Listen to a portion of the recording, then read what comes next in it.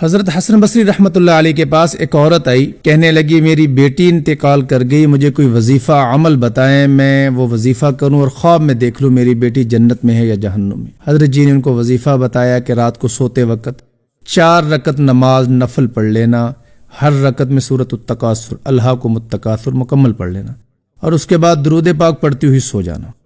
ایسا ہی اس نے کیا، اور خواب میں اس نے اپنی نوجوان بیٹی جو فوت ہوئی تھی اس کو جہنم کی آگ میں جلتے دیکھا، آگ کی بیڑیوں میں بندھی ہوئی اس کو دیکھا۔ صبح حضرت کو وہی کچھ بتا دیا آگے جو خواب میں دیکھا تھا کہ میری بیٹی عذاب میں مبتلا تھی۔ تو اگلی رات حضرت حسن بصری رحمۃ اللہ علیہ تعالی جنت کے باغات میں ایک اونچے تخت پہ بڑی خوبصورت لڑکی جس کے اوپر چمکدار ماتھے پہ سر پہ تاج رکھا ہوا بیٹھی دیکھتے ہیں۔ تو کہتی اے حسن آپ نے مجھے پہچانا؟ کہا میں نے نہیں پہچانا۔ آپ کون ہیں؟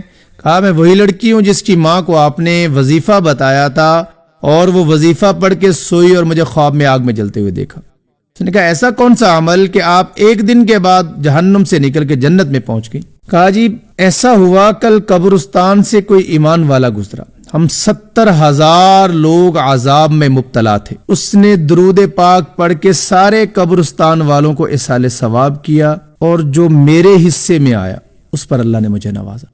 یا یوں کہہ لیں کہ اس نے درود پاک پڑھ کے ان 70,000 لوگوں کو، سارے قبرستان والوں کو ایصال ثواب کیا، اللہ نے سب کی بخشش کر دی، اللہ نے عذاب سے بھی نکالا، اور اللہ پاک نے نعمت جنت جیسی نعمت بھی عطا فرمائی، اور تاج بھی عطا فرمایا، باغات بھی عطا فرمایا، حسن بھی عطا فرمایا۔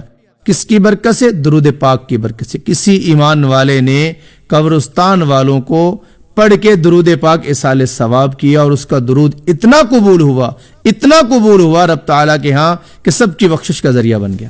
اللہ پاک ہمیں کثرت سے درود پاک پڑھنے کی توفیق عنایت فرمائے۔